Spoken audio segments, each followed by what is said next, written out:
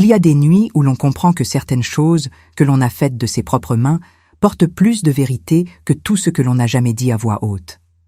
Ce soir-là, assise dans mon petit atelier, les doigts posés à plat sur le tissu bleu de la chemise de Germain, je me suis demandé combien d'années il m'avait fallu pour transformer l'absence en quelque chose que l'on pouvait toucher.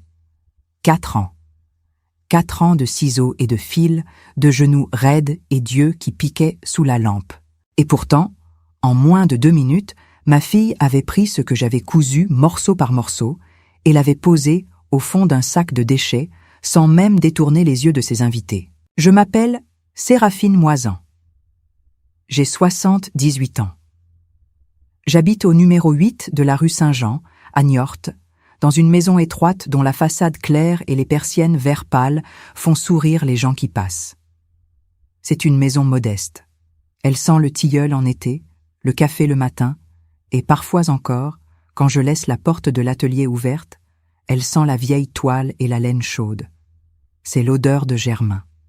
C'est l'odeur de ma vie entière. Germain Moisan était restaurateur de meubles. Il est parti sereinement, à 84 ans, une nuit de novembre où il neigeait sur Niort pour la première fois depuis longtemps. Il avait ses mains croisées sur la poitrine et les yeux fermés, comme s'il dormait. Je me suis levée à 5 heures du matin pour lui apporter son café et il ne s'était pas réveillé. Voilà comment les hommes comme Germain partent, doucement, sans faire d'histoire, comme ils avaient vécu. Après son départ, j'ai gardé ses chemises. Pas par manie, pas par incapacité à faire le deuil. Je les ai gardées parce que ces chemises étaient lui d'une manière que les mots ne pouvaient pas être. La bleue de travail qu'il mettait pour poncer les buffets dans l'atelier.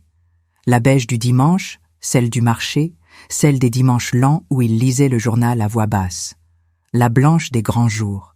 La chemise à carreaux discrets des après-midi de promenade sur la place. Je les ai lavées une à une, les ai pliées avec soin, et pendant des semaines, elles sont restées empilées sur la chaise en paille de l'atelier, comme si elles attendaient quelque chose. C'est Mathilde qui m'a soufflé l'idée, un soir où elle buvait son tilleul à ma table. Mathilde Jarrier, 73 ans. Ma voisine depuis presque 40 ans, celle qui sait tout de moi sans jamais rien demander. Elle a regardé la pile de chemises et elle a dit simplement « Vous ne pouvez pas les mettre à la poubelle, Séraphine, alors faites en quelque chose. » J'ai réfléchi toute une nuit, et le lendemain matin, j'ai sorti mes ciseaux. Je veux m'arrêter une seconde avant de continuer, parce que ce que je vais vous raconter ne ressemble à rien que j'ai jamais dit à voix haute. Si vous êtes là, en ce moment, quelque part dans votre maison ou dans votre chambre, j'aimerais savoir où vous êtes. Quelle ville? Quelle région? Dites-le moi dans les commentaires, ça me touche vraiment de savoir que vous m'écoutez. Et si cette histoire vous parle déjà, même un peu, laissez un pouce en l'air. Abonnez-vous si vous ne l'avez pas encore fait, parce qu'il y a une histoire nouvelle ici chaque jour, et certaines d'entre elles ressemblent peut-être à la vôtre. Maintenant, laissez-moi vous raconter ce que j'ai cousu. J'ai passé presque 4 ans à faire cette colcha. Ce n'est pas une exagération. Je n'avais pas de modèle, pas de patron, pas de méthode propre. Je coupais les tissus selon mon envie, selon ce que je me rappelais du moment où Germain avait porté chaque chemise. Le carré bleu du coin gauche venait de la chemise qu'il avait mise le jour où il était allé chercher le premier banc pour notre petite terrasse, un matin de printemps, dans un vide grenier à Saint-Mexan. Il était revenu fier comme un enfant, le banc attaché sur le toit de la voiture avec une corde de fortune, en disant « Séraphine, on va boire le café dehors maintenant ». Le carré beige du centre, c'était la chemise de son 70e anniversaire, le jour où nos voisins avaient apporté une tarte et où Cyrielle avait appelé depuis Paris pour dire qu'elle ne pouvait pas venir parce qu'elle avait un séminaire professionnel. Germain avait dit que c'était normal, que les jeunes avaient leur vie. Il avait dit ça avec un sourire. Moi, j'avais gardé le sourire pour plus tard. La chemise blanche, c'était celle du soir où Cyrielle avait annoncé sa première promotion importante. Elle était venue dîner à Niort, dans cette maison, et son père avait mis sa plus belle chemise comme si c'était Noël. Il avait débouché une bouteille de muscadet gardée pour les grandes occasions, et il avait porté un toast à sa fille avec des mots simples et vrais. « À toi, qui mérite tout ». Cyrielle avait souri, un peu gênée peut-être, comme souvent quand ses parents étaient trop sincères. Mais Germain n'avait pas remarqué la gêne. Il ne remarquait jamais la gêne. Il ne voyait que la fierté. Et la chemise à carreaux. Celle-là venait de la dernière photographie prise de lui sur la place de Niort, un dimanche de mai, 3 semaines avant que son cœur commence à nous donner des signes d'essoufflement. Il était assis sur un banc, les mains sur les genoux, le visage tourné vers le soleil. Je me souviens de la lumière ce jour-là, pâle et dorée en même temps. Il avait dit « Séraphine, tu crois qu'on a eu une belle vie ?» Ce n'était pas une question, c'était une constatation. J'avais dit oui. Et c'était vrai. Chaque carré de la colcha était cousu à la main. J'avais choisi des points invisibles pour les assemblages, mais sur l'envers, sur l'endroit que personne ne voit d'habitude, j'avais brodé à chaque jonction une date et une phrase courte avec du fil clair, presque transparent sous la lumière normale, mais visible si on prenait la peine de regarder. Le jour où elle a eu son premier bureau. Le jour où il a fait semblant de ne pas pleurer. Le dimanche où elle est revenue dîner sans prévenir. Ces phrases n'étaient pas pour être lues. Elles étaient pour être là. Pour que la colcha sache ce qu'elle portait, même si personne d'autre ne le savait. Quand Cyrielle a acheté la maison du 26 de la rue du Petit Banc, dans un quartier résidentiel, propre et discret de Niort, j'ai su tout de suite ce que je voulais lui offrir. Pas un bibelot, pas un chèque, pas une plante verte. La colcha. Je voulais lui donner quelque chose de germain pour que sa première maison à elle soit habitée par quelque chose de vivant, de réel, de familial. Je l'avais enveloppée dans du papier de soie, attaché avec un ruban de lin que j'avais gardé depuis des années. J'avais mis 3 jours à la préparer correctement. La veille de la fête d'inauguration, j'avais encore passé la main sur chaque carré, comme pour lui dire au revoir, comme pour lui dire « Va, tu seras utile là-bas, tu seras aimé ». Je me trompais. La fête était bien organisée. Cyrielle avait du goût, ça je ne l'ai jamais nié. Des meubles clairs, des lignes nettes, des couleurs neutres choisies avec soin. Des bougies sur la table, des verres à pied élégants, des invités bien habillés qui travaillaient avec elle ou qui vivaient dans le même quartier. Son mari, Thibaut Renaudin, 52 ans, accueillait les gens à la porte avec cet air détendu qu'il avait toujours su avoir en société. Je suis arrivée avec mon paquet sous le bras et Mathilde à côté de moi, et j'ai tout de suite senti que quelque chose dans la maison ne respirait pas tout à fait naturellement. Il y avait trop de symétrie. Tout était à sa place. Mais les photos de famille, celles d'avant, celles de Niort, n'étaient nulle part. Cyrielle m'a embrassée dans l'entrée. « Maman, tu es venue, bien sûr. » Elle était belle. Elle était souriante. Elle était légèrement ailleurs, comme les gens qui organisent une fête et pensent en même temps à 20 choses. Quand je lui ai tendu le paquet, elle l'a pris avec les 2 mains, l'a posé sur une table basse, l'a ouvert rapidement et j'ai vu son visage changer. Pas dramatiquement, juste un imperceptible retrait du sourire. Un plissement imperceptible. Elle a regardé la colcha et elle a dit « Oh maman, c'est gentil, mais tu sais, ça ne va pas vraiment avec ma déco. C'est un peu ancien, non. Ancien. » Le mot a atterri dans ma poitrine comme un caillou dans une eau calme. Je n'ai rien dit. J'ai souri. J'ai dit que c'était bien, que ce n'était pas grave, qu'elle pouvait la mettre dans une chambre d'amis. Elle n'a même pas répondu à ça. Elle avait déjà tourné la tête vers un autre invité qui entrait. Et dans les minutes suivantes, sans que je la voie faire, elle a glissé la colcha dans un grand sac de déchets qui se trouvait près de la zone de service, avec d'autres emballages et quelques boîtes vides. C'est Mathilde qui l'a vue. Elle m'a pris le bras doucement, elle a penché la tête dans la direction du sac et elle n'a pas dit un mot. Elle n'en avait pas besoin. Je suis restée à cette fête encore 1h30. J'ai mangé quelques petites choses, j'ai répondu aux questions de gens que je ne connaissais pas, j'ai dit que la maison était belle parce qu'elle l'était vraiment. Et puis, avant le café, j'ai attendu un moment où personne ne regardait du côté de la zone de service. J'ai ouvert le sac, j'ai sorti la colcha, je l'ai repliée dans mes bras comme on porte un enfant, et je suis sortie. Thibault m'a regardé passer dans l'entrée. Il a ouvert la bouche. Je lui ai souri et j'ai dit simplement que je rentrais, que j'étais fatiguée. Il n'a pas insisté. Dehors, la nuit était fraîche et Mathilde marchait à côté de moi en silence. On a fait les 200 mètres jusqu'à ma voiture sans un mot. Ce silence-là, je le connais bien. C'est le silence des choses trop grandes pour être dites tout de suite. Chez moi, j'ai posé la colcha sur la chaise de Germain, et je me suis fait un café. Et j'ai regardé par la fenêtre les persiennes, vert pâle, qui se balançaient légèrement dans la nuit. Et j'ai pensé à Germain, à ses mains larges et douces, à la chemise bleue qu'il avait mise le matin du banc de terrasse, et j'ai demandé à voix basse, pour personne et pour lui en même temps, est-ce que c'était si ancien que ça? Je ne pensais pas que la nuit allait basculer encore une fois. Il était presque minuit quand le téléphone a sonné. J'avais le numéro de Thibaut dans mes contacts, mais il me téléphonait rarement seul, sans Cyrielle. Quand j'ai vu son prénom sur l'écran, j'ai eu une sensation étrange au creux de l'estomac. Pas de l'inquiétude, plutôt quelque chose qui ressemble à la conscience qu'un moment important arrive. J'ai décroché. Sa voix n'était pas la même que d'habitude. Thibaut était quelqu'un de posé, de mesuré, avec ce calme de façade des hommes qui gèrent bien les situations sociales. Mais cette nuit-là, il y avait quelque chose de différent, une légère cassure. Il a dit « Séraphine ». Et puis il s'est arrêté, comme si les mots suivants lui coûtaient un effort particulier. Et puis il a dit « J'ai trouvé une boîte de photographies, des anciennes. Cyrielle les avait mises de côté avant la fête pour ne pas les laisser dans la salle principale. Et dans ces photos, il y a des tissus que je reconnais. Dans la colcha. J'ai attendu. » Il a continué.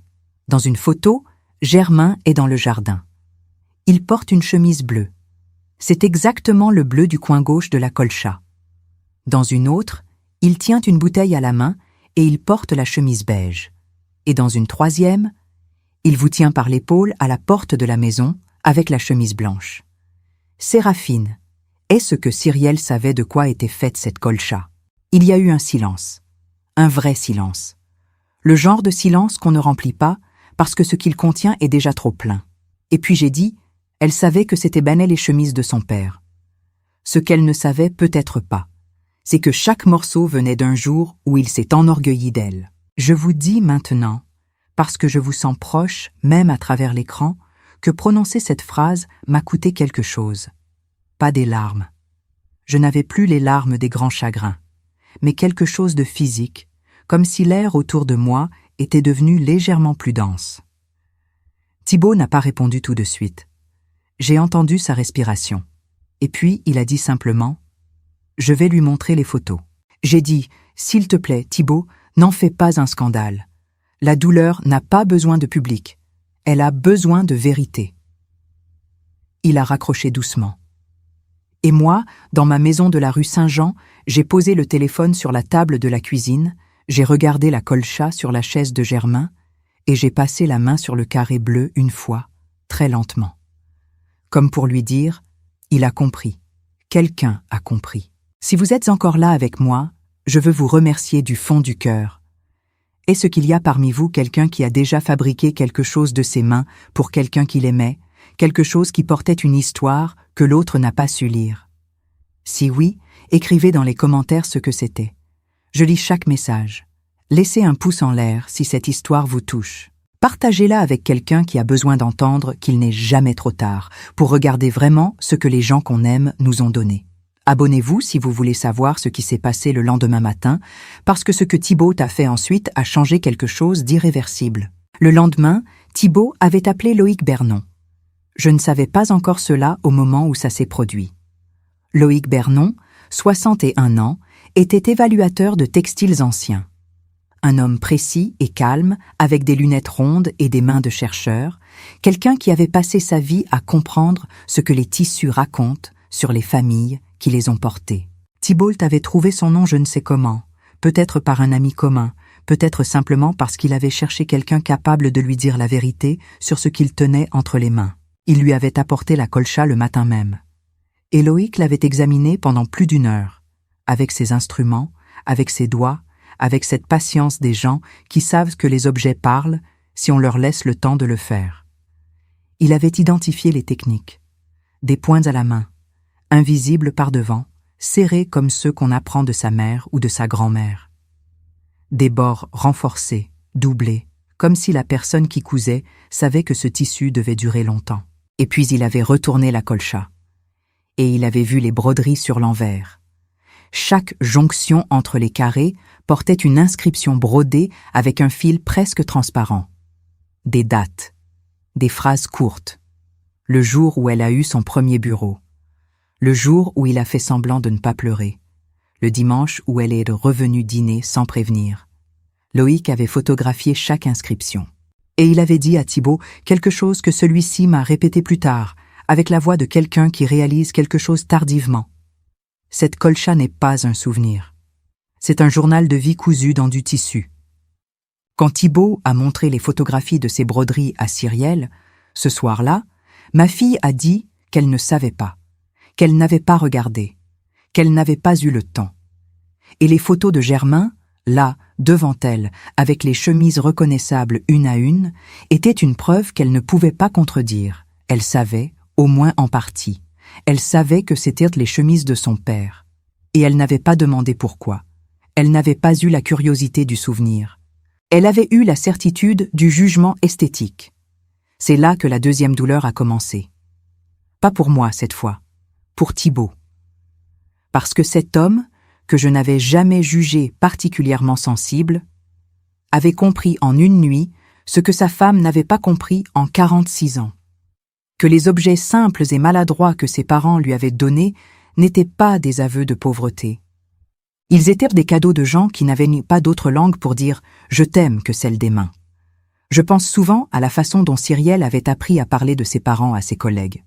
Elle disait que son père était habile avec le bois. Elle ne disait pas qu'il restaurait des meubles usagés, qu'il acceptait des petits travaux de voisins et qu'il rentrait le soir avec les articulations douloureuses et le moral intact parce qu'un buffet du XIXe siècle avait retrouvé sa couleur d'origine.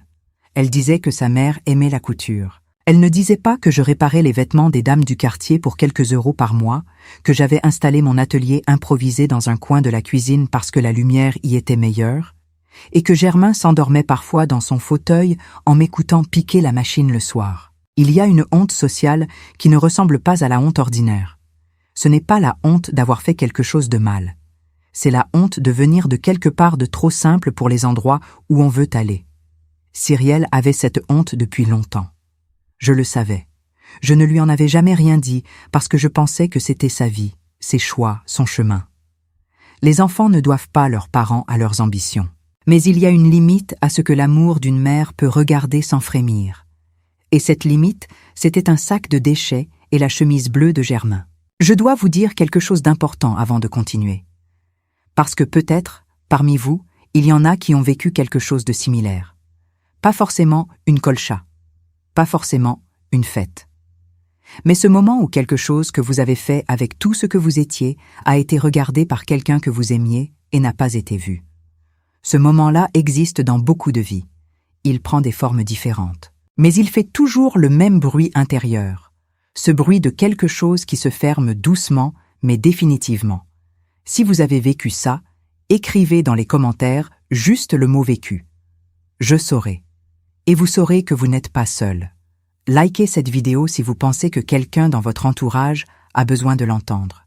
Et continuez, parce que ce que je vais vous raconter sur la maison de Cyrielle et sur ce que Thibaut a découvert va changer quelque chose dans cette histoire. La maison du 26 de la rue du Petit Banc avait été aménagée avec un soin presque obsessionnel. Cyrielle avait choisi chaque meuble, chaque tissu, chaque cadre. Elle avait mis des semaines à décider de la couleur des murs. Elle avait acheté des louches en laiton pour la cuisine parce qu'elle faisait plus élégant que le plastique. Elle avait fait venir un photographe pour prendre des images de la maison vide avant d'y installer ses affaires, parce qu'elle aimait la lumière de ses pièces propres et sans histoire. Et c'est justement ça, sans histoire. Elle avait retiré de la salle principale, avant la fête, une boîte entière de photographies de famille. Elle l'avait glissée dans le placard de l'entrée, sous des manteaux, comme si ces images appartenaient à un passé qu'on montre pas aux invités du présent. Il n'y avait aucune photo de Germain dans la maison, pas une. Aucune image de la maison de Niort, du jardin, du petit atelier. Aucun objet qui aurait pu faire dire à un invité « Vos parents étaient un quoi déjà ?» Restaurateur et couturière. Ah, c'est dans ce placard que Thibaut avait cherché un imperméable pour un invité qui avait froid. Et c'est là qu'il avait trouvé la boîte. Il ne m'a raconté ça que beaucoup plus tard, mais quand il l'a fait, Il avait les mains qui tenaient son café un peu trop fort, comme quelqu'un qui réalise en parlant quelque chose qu'il n'avait pas totalement mesuré sur le moment. Il y avait dans cette boîte une photographie que je n'avais pas revue depuis longtemps. Elle avait été prise le jour du départ de Cyrielle pour ses études à Paris, devant la maison de la rue Saint-Jean. Germain était debout sur le perron, sa chemise blanche, celle qui est maintenant dans la bordure de la colcha, et il souriait avec cet air qu'il avait quand il essayait de ne pas montrer que quelque chose lui coûtait. Cyrielle était à côté de lui, un sac à l'épaule, jeune et lumineuse, et déjà tournée vers quelque chose que Njord ne pouvait pas lui donner. Et moi j'étais derrière, une main posée dans le dos de Germain, une main que personne ne voyait vraiment sur la photo, mais qui était là, qui tenait. Thibault avait regardé cette photo très longtemps. Et puis, il avait regardé la colcha que Cyrielle avait glissée dans un sac de déchets. Et il avait rapproché les deux dans sa tête, la chemise blanche sur l'homme souriant du perron et la chemise blanche du bord de la colcha. Et quelque chose avait basculé en lui, quelque chose d'irréversible et de silencieux. Pas de la colère, de la compréhension. Et la compréhension, parfois, fait plus de dégâts que la colère, parce qu'elle ne disparaît pas le lendemain matin. Armance Pelletier, l'ancienne voisine, m'avait téléphoné 2 jours après la fête. 69 ans, une voix directe et une affection de vieille amie qui ne perd pas son temps avec les formules. Elle avait entendu parler de quelque chose par Mathilde. Pas les détails, juste les grandes lignes. Et elle m'avait dit « Séraphine, vous avez bien fait de reprendre la colcha. Ne la laissez pas là-bas. » Pas encore. Et j'avais compris qu'elle avait raison sans qu'elle ait besoin de développer. La colcha était revenue chez moi, posée sur la chaise de Germain, dans l'atelier. Le matin, avant de préparer mon café, je passais par là. Je regardais les carrés. Je les connaissais tous, évidemment, dans le bon ordre, dans le bon sens, comme on connaît les pages d'un livre qu'on a écrit soi-même. Mais maintenant, je les regardais différemment, comme si les yeux de Thibault avaient imposé sur eux quelque chose d'extérieur, une réalité que je n'aurais jamais pu me donner à moi-même. Quelqu'un d'autre avait vu. Quelqu'un d'autre avait compris. Pas elle, mais quelqu'un. C'est une chose étrange d'avoir attendu la reconnaissance sans le savoir. On ne se dit pas « je couds cette colcha pour être reconnu ». On se dit « je couds pour ne pas perdre, pour garder, pour tenir ». Et puis quelqu'un voit et on réalise qu'on attendait ça aussi, tout bas, sans se l'avouer. Je n'ai pas rappelé Cyrielle pendant plusieurs jours. Ce n'était pas de la rancune.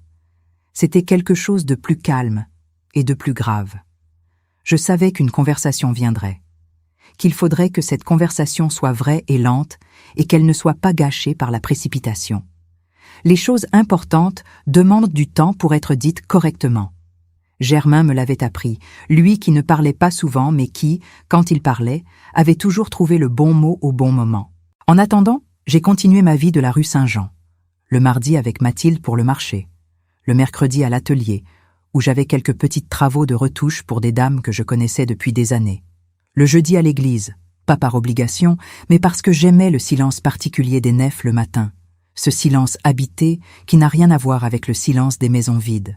Et tous les soirs, avant d'éteindre la lampe, un moment assis dans le fauteuil de Germain, les mains posées sur les accoudoirs de bois clair qu'il avait lui-même poncé et verni un été lointain, et la colcha sur la chaise en face. Il y avait des jours où la douleur était petite et précise, comme une aiguille, et des jours où elle était large et sourde, comme une fatigue qui ne part pas avec le sommeil.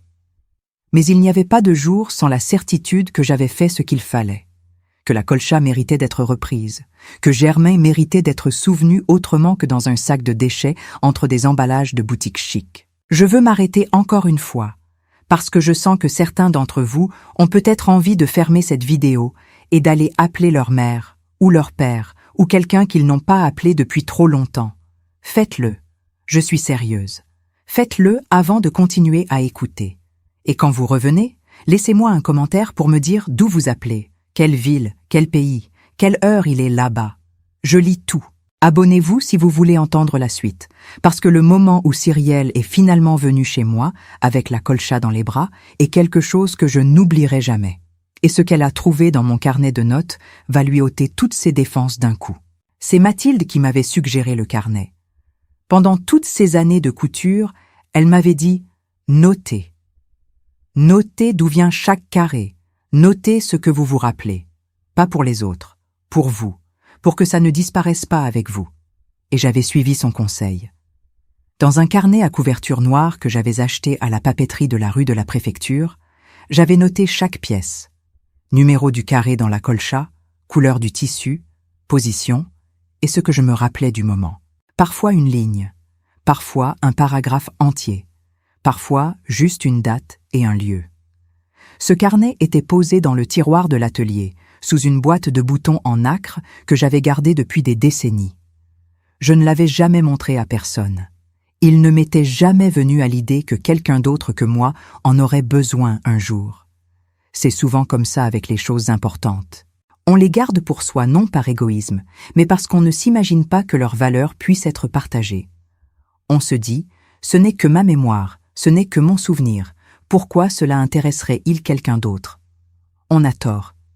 Les mémoires partagées sont les seules qui ne meurent pas vraiment. Thibault avait continué à travailler avec Loïc Bernon dans les jours qui suivirent. Loïc avait demandé s'il pouvait garder la colcha quelques jours pour faire des relevés précis de chaque broderie sur l'envers. Thibault avait accepté, avec ma permission, que Thibault avait pris soin de demander. Ce détail m'avait touché.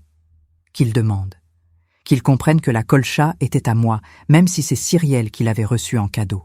Comme si le don avait été annulé par le geste du sac, et que l'objet m'était revenu de droit. Loïc avait documenté chaque inscription avec minutie. Il avait répertorié 23 phrases brodées sur l'envers de la colcha, réparties sur les 23 jonctions entre les carrés. Certaines étaient lisibles facilement. D'autres demandaient une loupe et une lumière rasante pour distinguer les lettres. Mais elles étaient toutes là, toutes entières, toutes vraies.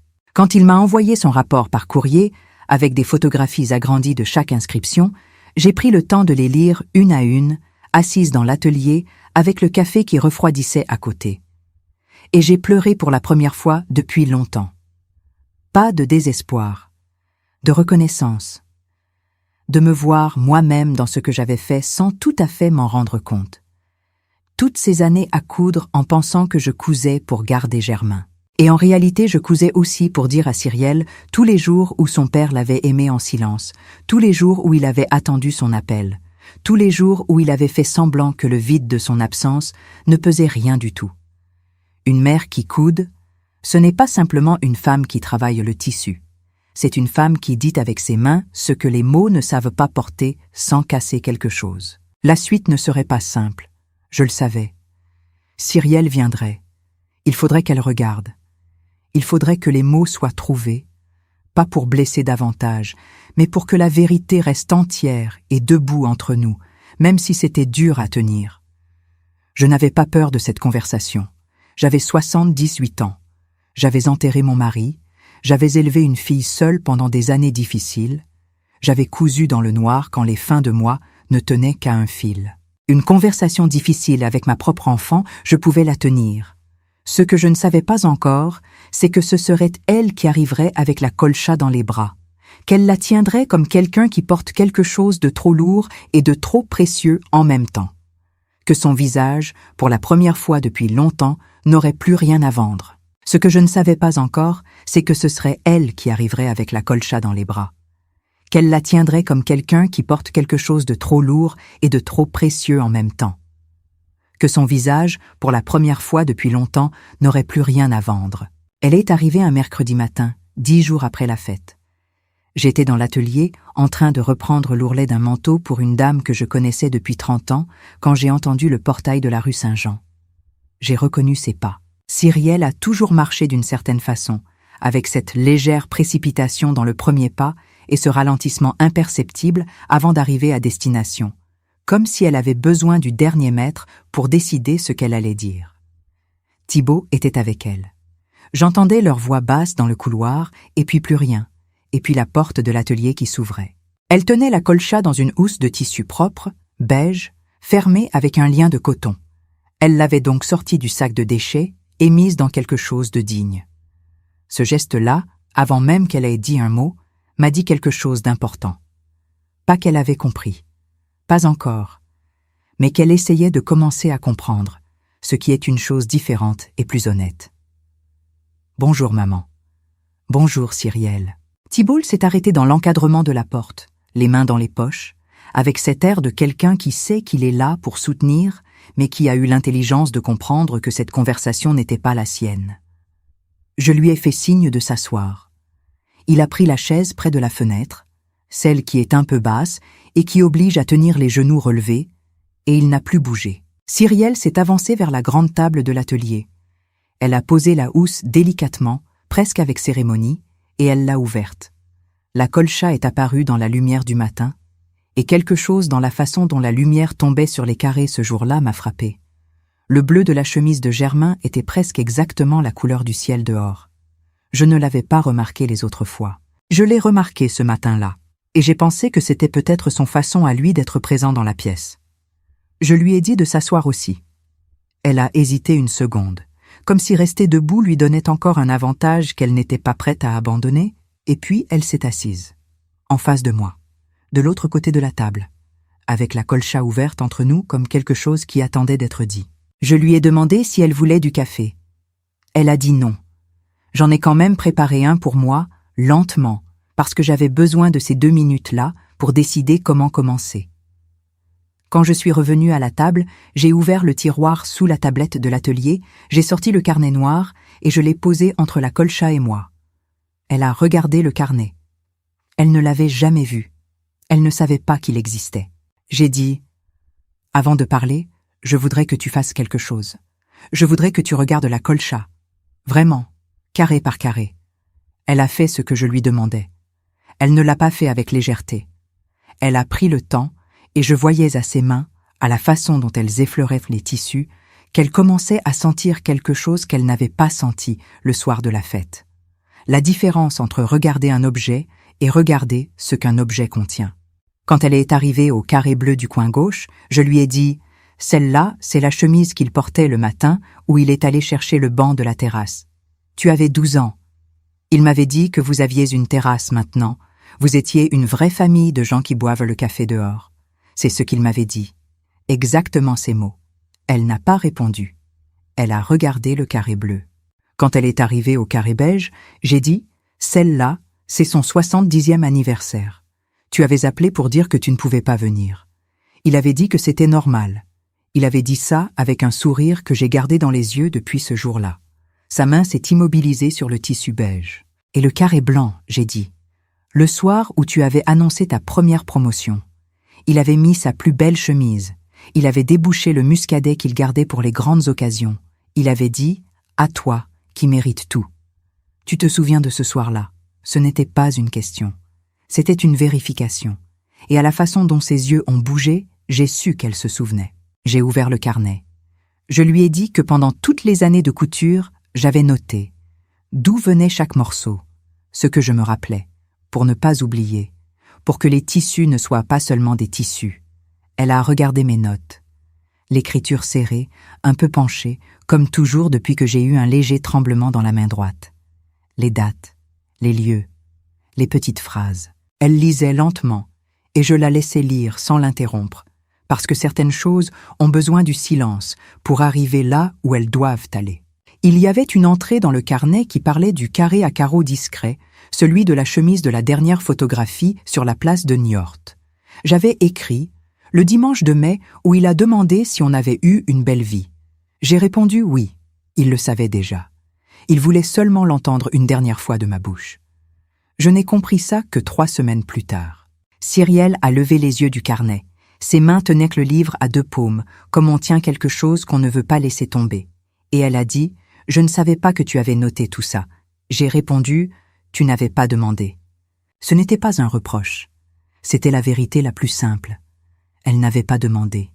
Pas parce qu'elle était mauvaise, pas parce qu'elle ne l'aimait pas, mais parce qu'elle avait passé des années à construire une distance confortable entre sa vie et ses origines, et qu'interroger les objets de ses origines aurait risqué de raccourcir cette distance d'une façon qu'elle n'était pas prête à gérer. Je veux m'arrêter une seconde parce que je pense qu'il y en a parmi vous qui reconnaissent quelque chose dans ce que je viens de dire. Cette distance dont je parle, elle ne ressemble pas toujours à du mépris. Parfois, elle ressemble à de la pudeur.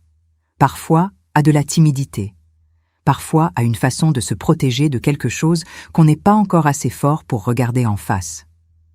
Si vous avez connu ça, d'un côté ou de l'autre de cette distance, dites-le moi dans les commentaires. Juste un mot, juste une ville, juste une heure. Je suis là. Et si cette histoire vous touche, laissez un like, ça m'aide à continuer à vous raconter. Abonnez-vous, parce que la suite est là, et ce que Cyrielle a dit ensuite est quelque chose que je n'aurais jamais prévu. Elle a dit « Maman, je veux te demander pardon pour le geste, pour l'avoir mise dans le sac, mais je sais que le pardon ne suffit pas, et je ne veux pas te donner un pardon qui coûte rien. » Je l'ai regardée. 46 ans. Ma fille, avec les yeux de Germain et le caractère entêté qui venait de moi, et j'ai vu quelque chose dans son visage que je n'avais pas vu depuis longtemps. La fatigue d'avoir maintenu quelque chose de lourd. Pas le chagrin du moment. La fatigue des années.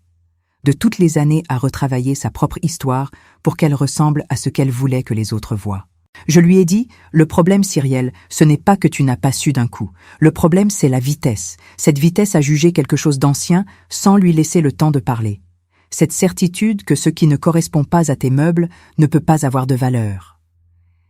Elle a ouvert la bouche. Je l'ai laissé répondre. Elle a dit « Tu as raison », et ça m'a fait peur de te l'entendre dire, parce que je sais que tu n'as jamais dit ça pour avoir raison. Tu l'as dit parce que c'est vrai. Thibaut n'avait pas bougé de sa chaise basse. Il regardait par la fenêtre.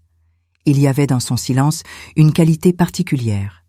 Le silence des gens qui respectent ce qu'ils voient sans essayer de le modifier. J'ai dit à Cyrielle, « Je ne vais pas te rendre la colcha aujourd'hui. Non pour te punir, mais parce que je pense qu'elle a encore quelque chose à faire avant de rejoindre une maison. Elle a demandé ce que je voulais dire. Et là, je lui ai parlé de Mathilde et de Loïc Bernon et d'une idée qui avait commencé à prendre forme dans les jours précédents. Une petite exposition. Quelque chose de modeste, dans un espace culturel du centre de Niort que je connaissais depuis des années et qui accueillait parfois des témoignages sur la mémoire familiale et les objets transmis. Mathilde avait fait la démarche. Loïc avait proposé de présenter ses observations sur les techniques de couture et les broderies. Et moi, j'avais accepté que la colcha soit exposée, avec les photographies de Germain, avec les agrandissements des inscriptions brodées sur l'envers, sans le nom de Cyrielle. Elle est restée silencieuse un moment. Et puis elle a demandé « Tu veux dire que n'importe qui pourrait voir cette colcha ?» J'ai dit « Oui, n'importe qui, des inconnus. Des gens qui ne savent pas qui est Germain, des gens qui n'ont rien à voir avec notre famille. Et peut-être que certains d'entre eux sauront voir ce que toi tu as mis 2 semaines à commencer à voir. C'était dur à entendre, je le savais en le disant, mais certaines vérités ne peuvent pas être emballées dans du papier de soie. Elles doivent être posées nues sur la table et regardées telles qu'elles sont. Cyrielle a pris le temps, elle a respiré, et puis elle a dit « d'accord », pas chaleureusement, pas avec joie, mais avec cette honnêteté sèche qui, chez elle, valait plus que 1000 expressions enthousiastes. D'accord, je comprends. Avant de partir, elle s'est arrêtée à la porte de l'atelier. Elle a regardé la chaise de Germain, celle sur laquelle la colcha était posée maintenant, repliée avec soin, et elle a dit quelque chose que je n'attendais pas. Elle a dit « Il y a combien de temps qu'il est là, ce fauteuil ?» J'ai dit « Depuis 1983 ». Il l'avait acheté dans une vente à Bressuire. Il avait poncé lui-même les pieds parce qu'ils étaient trop abîmés. Et il l'avait ramené dans la voiture, attaché avec une sangle orange que j'avais encore quelque part dans un tiroir. Elle a regardé le fauteuil une dernière fois, et elle est sortie. Thibaut m'a serré la main dans l'entrée, avec les 2 siennes, et n'a rien dit. Parfois les gestes sont plus précis que les mots. Celui-là disait « Merci. Merci d'avoir tenu bon. Merci d'avoir gardé quelque chose qui méritait d'être gardé. » Les semaines qui ont suivi ont eu cette qualité particulière des périodes de transition où l'on sait qu'une chose est en train de changer, mais où on ne peut pas encore en voir la forme définitive. Je continuais mes mercredis à l'atelier, mes mardis avec Mathilde, mes jeudis à l'église. Loïc venait parfois prendre le café et me montrer ses avancées sur la documentation de la colcha. Il avait une façon de parler des objets qui me plaisait énormément, avec ce respect de quelqu'un qui sait que les choses muettes portent des voix qu'on n'entend que si on se donne la peine de se taire. L'exposition avait été fixée à 6 semaines plus tard, dans une petite salle du centre culturel de la rue du Haut-Poirier. Une salle à la lumière douce, aux murs blanchis à la chaux, que j'avais visitée une fois pour une exposition sur les carnets de voyage d'un photographe niortais. Elle convenait parfaitement, pas trop grande pour que la colcha s'y perde, pas trop petite pour que les photographies de Germain y étouffent. Armance Pelletier avait proposé d'écrire un texte d'introduction. Elle avait une plume que j'avais toujours admirée, claire et directe, sans ornements inutiles, qui allait au cœur des choses sans s'y attarder plus que nécessaire. Elle m'avait envoyé le brouillon par courrier, à l'ancienne, sur une feuille de papier lignée, et j'avais lu ces mots debout dans le couloir, le manteau encore sur les épaules, parce que je n'avais pas pu attendre d'arriver jusqu'à la cuisine. Elle écrivait « Une femme a cousu pendant 4 ans ce que les mots n'auraient pas su dire sans casser quelque chose. Elle a pris les chemises d'un homme aimé et les a transformées en un alphabet de jours ordinaires et magnifiques. Cet objet n'est pas une relique. C'est une langue. J'ai plié la feuille. Je l'ai mise dans le tiroir du carnet. Et j'ai pensé que Germain aurait aimé Armance s'il l'avait mieux connue. Avant de vous dire ce qui s'est passé le soir du vernissage, je veux faire une pause. Parce que vous êtes là depuis le début, et ça compte beaucoup pour moi. Une vieille femme de Niort qui vous raconte une histoire dans son atelier, ça ne paie pas de mine. Et pourtant vous êtes là. Alors dites-moi, dans les commentaires, quelle heure il est chez vous en ce moment. Est-ce que c'est le soir, le matin, le milieu d'une nuit où vous n'arrivez pas à dormir?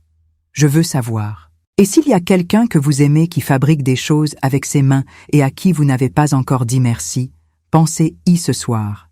Likez si l'histoire de Germain vous a touché.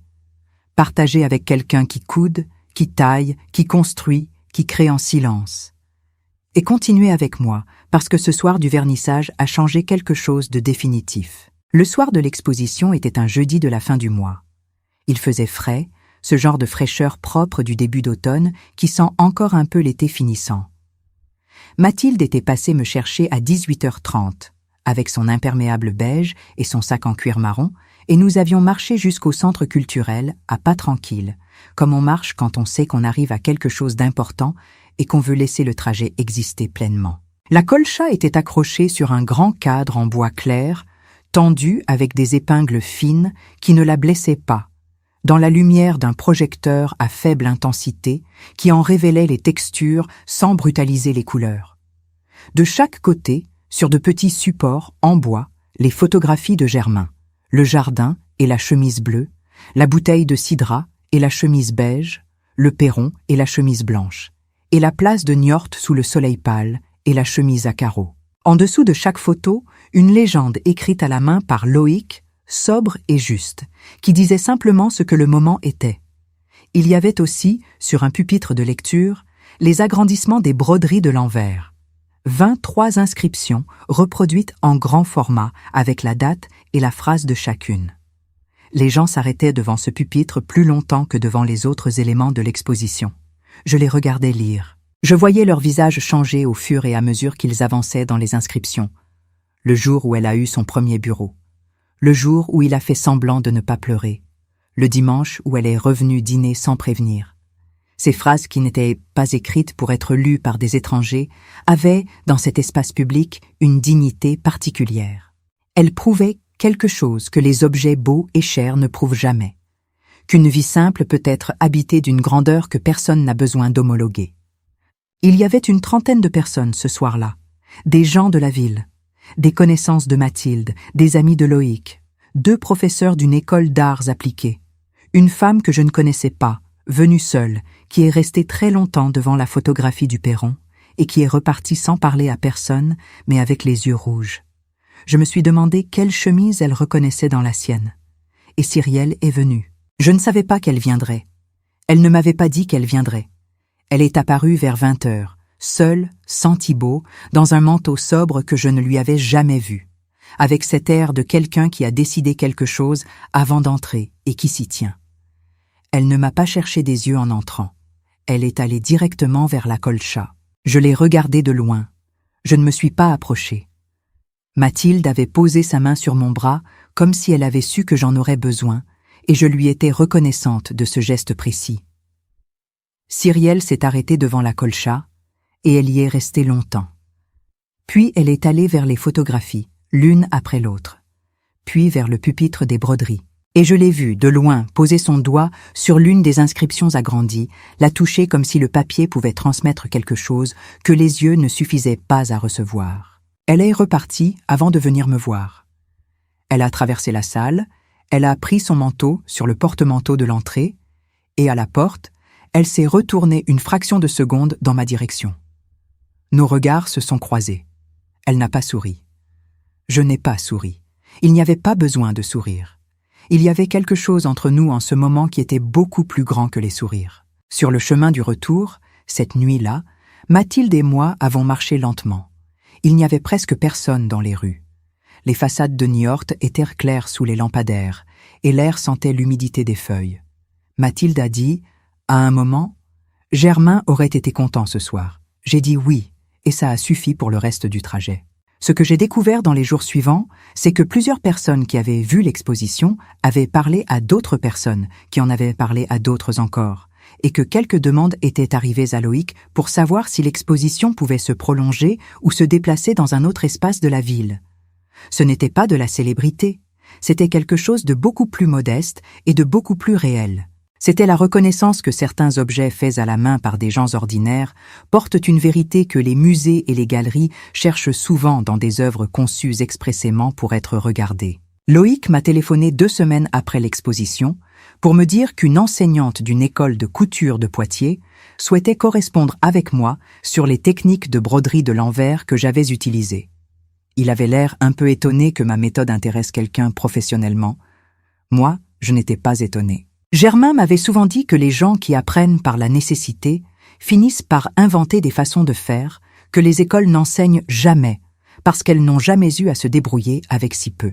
Je vais vous poser une question, parce que je pense que vous pouvez m'aider à comprendre quelque chose. Y a-t-il parmi vous quelqu'un qui a un objet chez lui, quelque chose de fait à la main par quelqu'un qu'il aimait et qu'il n'a jamais vraiment regardé? Pas par mauvaise volonté, par habitude, parce que la vie passe et que les objets restent là et qu'on les voit sans les voir. Si oui, laissez-moi un commentaire avec le mot « objet ». Juste ce mot. Ça m'intéresse de savoir. Et s'il y a quelqu'un dans votre famille qui fabrique des choses en silence, des gâteaux, des tricots, des meubles, des jardins, appelez-le aujourd'hui. Pas pour une raison spéciale, juste pour dire que vous avez vu. Abonnez-vous si vous voulez connaître la suite de cette histoire, parce que ce que Cyrielle a fait 2 mois plus tard, je ne l'ai pas vu venir. 2 mois après l'exposition, un samedi matin de décembre, Cyrielle a sonné à la porte de la rue Saint-Jean. Il neigeait légèrement sur Niort, une neige fine et hésitante qui ne tenait pas tout à fait sur les pavés. Elle portait un sac de tissu à l'épaule et elle avait l'air d'avoir peu dormi. Je lui ai ouvert. Je n'ai pas dit grand-chose. Je l'ai laissée entrer. Elle a suivi le couloir jusqu'à la cuisine et s'est assise à la table comme elle le faisait enfant, les 2 coudes posés sur la toile cirée, les mains ouvertes devant elle. J'ai préparé du café. 2 tasses. J'ai posé le sucrier entre nous. Elle a sorti quelque chose du sac de tissu. Une chemise. Une de ses chemises à elle. Un tissu gris clair, simple, un coton ordinaire. Pas neuf. Elle l'avait porté. Elle avait des légères marques d'usage au poignet et une petite tache presque invisible à la hauteur de la poche. Elle l'a posée à plat sur la table de la cuisine et elle a dit « C'est la chemise que je portais le jour où j'ai dit à mes collègues que mon père était restaurateur de meubles, pas habile avec le bois. Restaurateur. Que ma mère était couturière. Que j'avais grandi dans une maison étroite de Niort avec des persiennes vert pâle et un père qui rentrait avec les mains abîmées et le cœur intact. Je leur ai tout dit. Ce matin-là. Et après, j'ai gardé cette chemise. Elle a posé la chemise encore un peu plus vers moi, comme une offrande, comme quelque chose qu'on présente et qu'on ne sait pas si on a le droit de présenter. Elle a dit « Est-ce que tu pourrais la garder, pas la coudre tout de suite dans la colcha. Je sais que ce n'est pas à moi de décider quand, mais la garder pour quand tu sentiras que c'est le bon moment. » J'ai regardé la chemise grise. J'ai regardé ma fille. Et j'ai pensé à ce que Germain aurait dit à ce moment précis.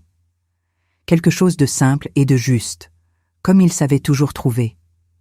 quelque chose qui n'aurait pas cherché à être plus grand que la vérité. J'ai tendu la main et j'ai pris la chemise. Elle était légère dans mes paumes.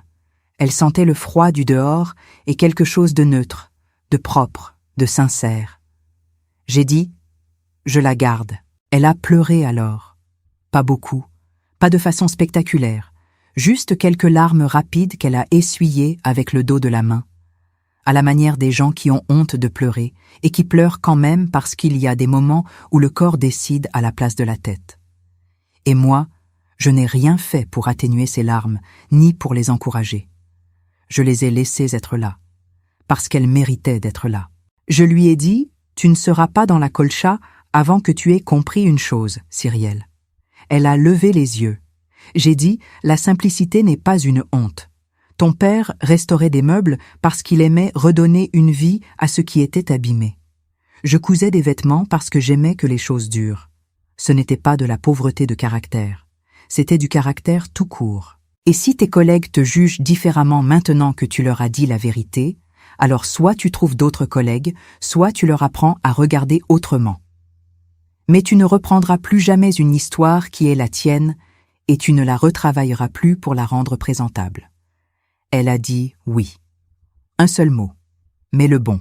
Nous avons bu le café. La neige continuait dehors, cette neige fine et hésitante. Cyrielle a regardé par la fenêtre et elle a demandé si le banc de la terrasse était encore là.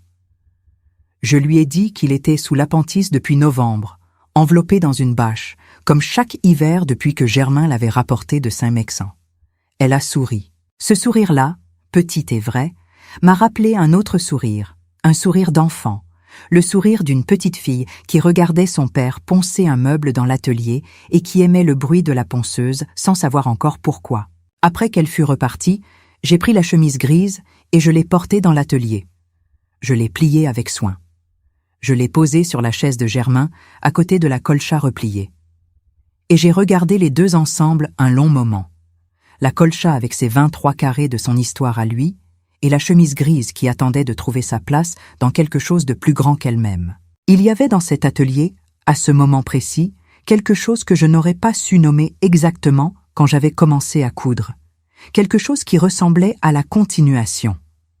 Pas à la réconciliation complète, pas à la guérison parfaite, mais à un fil tendu entre ce qui avait été et ce qui était, peut-être encore possible. C'est là que j'ai compris que la colcha n'était pas terminée, qu'elle ne le serait peut-être jamais tout à fait, que les objets qui portent des vies continuent d'en recevoir de nouvelles tant qu'il y a des mains pour les tenir et des yeux pour les voir vraiment. Je dois m'arrêter encore une fois, parce que je sens que nous approchons de quelque chose d'important et que je veux que vous soyez là quand j'y arrive. Si vous avez écouté jusqu'ici, vous savez déjà quelque chose que beaucoup de gens ne savent pas, que les objets faits à la main par ceux qui nous aiment sont des documents, qu'ils parlent, qu'ils attendent patiemment qu'on apprenne leur langue. D'où regardez-vous en ce moment? Quelle heure il est? Dites-le moi. Laissez un like si Cyrielle et sa chemise grise vous ont touché. Abonnez-vous si vous n'êtes pas encore parmi les gens qui m'écoutent chaque jour. Et partagez cette histoire avec quelqu'un qui a besoin d'entendre que réparer une relation prend du temps, que ça demande des gestes concrets et pas seulement des mots, et que parfois le premier vrai geste, c'est simplement de dire la vérité sur d'où on vient. Ce que je n'avais pas prévu, c'est ce que Loïc allait m'apprendre quelques semaines plus tard, lors d'un de ses passages dans l'atelier. Il avait continué à travailler sur la documentation de la colcha après l'exposition.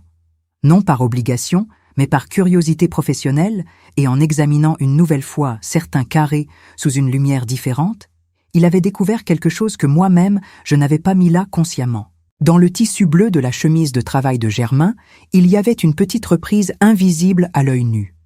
Un endroit où le tissu avait été légèrement déchiré à un moment donné et cousu si finement que cela ne se voyait qu'à la loupe. Loïc m'avait demandé si je me souvenais d'où venait cette reprise. Je me suis souvenu instantanément. C'était le soir où Cyrielle avait eu une mauvaise note à son premier examen de lycée. Elle avait pleuré dans sa chambre et Germain, sans rien dire, était allé frapper à sa porte, était entré, s'était assis sur le bord du lit et avait passé 2 heures avec elle à refaire les exercices qu'elle n'avait pas compris. Il était ressorti tard avec la chemise légèrement accrochée à l'angle du montant de lit, une petite déchirure minuscule. Il me l'avait montré en souriant, en disant que ça se répare et que les notes aussi. J'ai raconté ça à Loïc.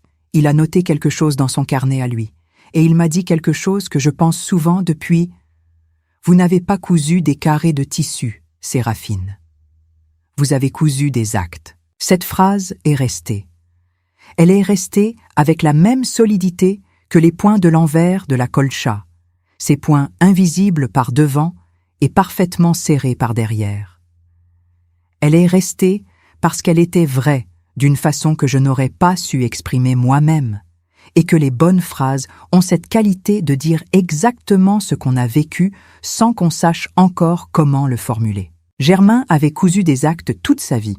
La chemise bleue du banc, la chemise beige de l'anniversaire solitaire, la chemise blanche du toast à la promotion, la chemise à carreaux de la dernière promenade, et dans chacune de ces chemises, avant que je les transforme en carrés, il y avait des histoires de mains qui avaient fait des choses pour quelqu'un d'autre sans en attendre la reconnaissance. Des gestes ordinaires portés par un tissu ordinaire, devenus extraordinaires, non pas par leur nature, mais par leur accumulation, par leur constance, par cette façon qu'avait cet homme de montrer son amour, non pas en disant « je t'aime », mais en restant assis 2 heures sur un bord de lit avec un cahier d'exercice. La colcha était tout ça. Et Cyrielle l'avait posée dans un sac de déchets. Elle l'avait posée dans un sac de déchets et son mari avait trouvé les photographies et avait appelé presque à minuit avec la voix différente. Et maintenant, 2 mois plus tard, elle était revenue avec une chemise grise et un silence qui valait plus que toutes les excuses du monde. Ce n'était pas une fin, ce n'était pas le début d'une autre vie, c'était simplement le premier pas juste dans une direction plus honnête. Mais il y avait encore quelque chose que je ne savais pas. Quelque chose que Thibaut m'allait révéler lors d'un déjeuner à la maison, un dimanche de janvier où Cyrielle était venue avec lui et où nous avions mangé ensemble pour la première fois depuis la fête de la maison nouvelle.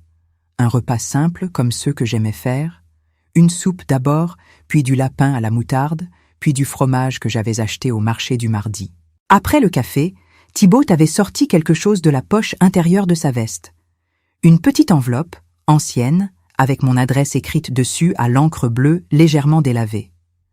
Je n'avais jamais vu cette enveloppe. Il me l'a tendue et il a dit simplement « Elle était dans la boîte de photographie, derrière la photo du perron ». J'ai ouvert l'enveloppe. À l'intérieur, un billet plié en 4, écrit de la main de Germain.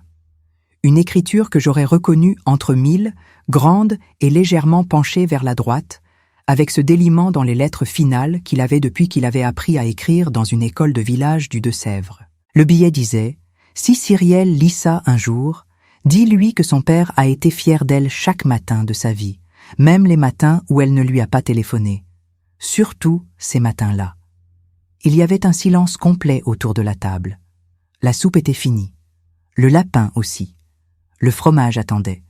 Et cette petite phrase de Germain était là, entre nous 4, aussi présente que s'il avait été assis à sa place habituelle, avec sa chemise du dimanche et ses mains larges posées à plat sur la nappe. Cyrielle n'a pas pleuré tout de suite. Elle a lu le billet 2 fois, et puis une 3e, et puis elle a plié le papier très soigneusement, avec cette précision qu'elle avait pour les gestes importants, et elle l'a mis dans sa propre poche, pas dans son sac, dans sa poche, contre elle. Et moi, je n'ai pas dit un mot, parce que Germain avait dit tout ce qu'il fallait.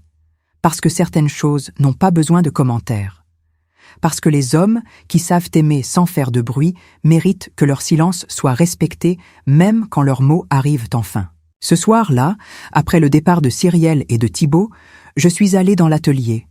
J'ai sorti la chemise grise de Cyrielle de là où je l'avais rangée. Je l'ai dépliée. Je l'ai posée à côté de la colcha sur la grande table et j'ai pris mes ciseaux. Je n'ai pas encore décidé où ce carré sera. Ce n'est pas quelque chose qu'on décide d'avance. Les bons carrés trouvent leur place d'eux-mêmes, quand le tissu dit où il veut aller. Mais j'ai coupé. J'ai commencé. Parce que Germain avait écrit cette lettre en pensant que peut-être un jour Cyrielle la lirait. Il avait eu raison. Et moi, j'avais commencé cette colcha en pensant la donner à ma fille pour qu'elle ait un morceau de lui dans sa maison. J'avais eu raison aussi. On a souvent raison. Les gens qui font des choses avec leurs mains et leur cœur. On n'est simplement pas toujours là au bon moment pour le voir. On a souvent raison, les gens qui font des choses avec leurs mains et leur cœur. On n'est simplement pas toujours là au bon moment pour le voir. Les ciseaux avaient dit couper le tissu gris de la chemise de Cyrielle avec ce son net et propre que j'aimais depuis toujours, ce son qui dit que quelque chose commence, pas que quelque chose se termine. Les fins et les commencements se ressemblent dans la couture. On coupe pour assembler, on sépare pour réunir. Germain trouvait ça poétique quand je lui expliquais. Il disait que la couture pensait mieux que beaucoup de philosophes qu'il avait entendus à la radio. J'ai gardé le carré de tissu gris dans une petite boîte en bois, sur l'étagère de l'atelier, entre les carreaux de nacre et le dé à coudre que ma mère m'avait laissé. Je n'étais pas prête à le coudre encore. Pas parce que je doutais, mais parce que certains gestes demandent leur propre temps. On ne peut pas forcer la place d'un carré dans une colcha, comme on ne peut pas forcer la place d'une vérité dans une vie. Ça vient quand c'est prêt. Et parfois attendre est la chose la plus juste qu'on puisse faire.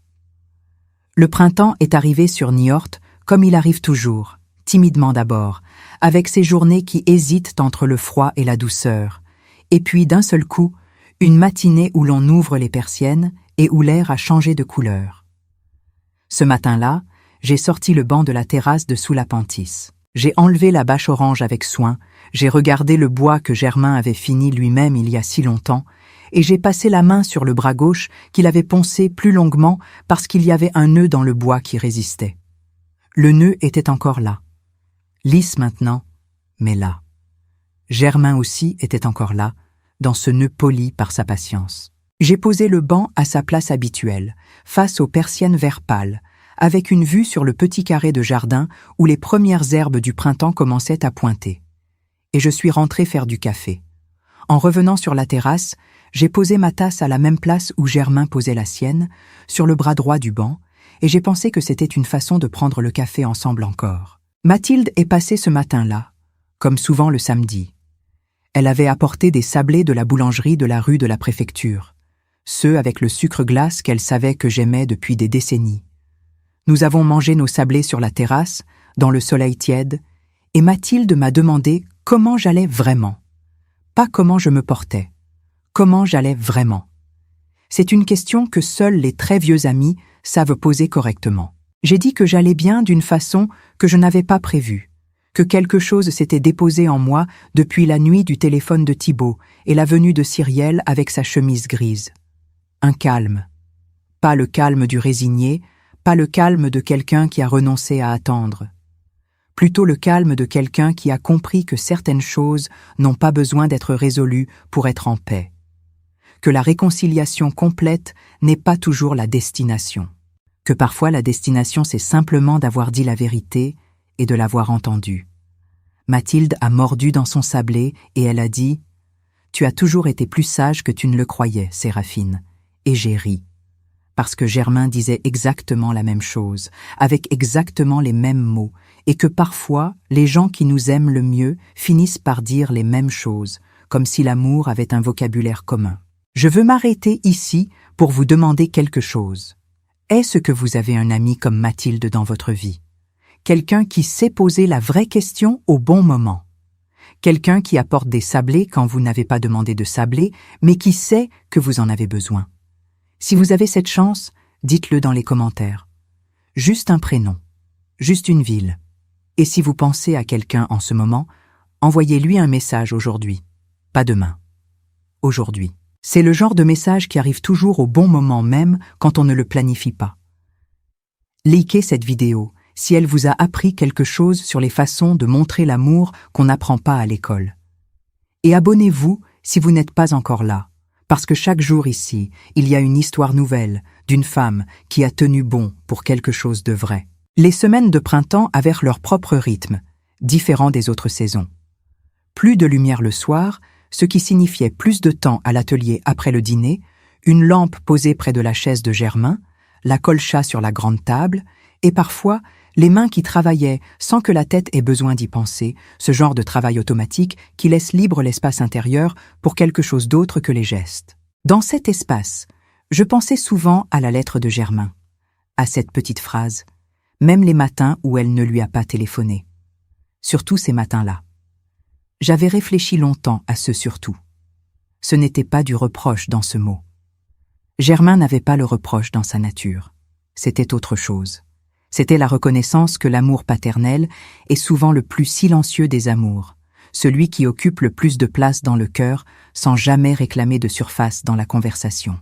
Surtout ces matins-là voulait dire, dans les absences aussi je t'aimais.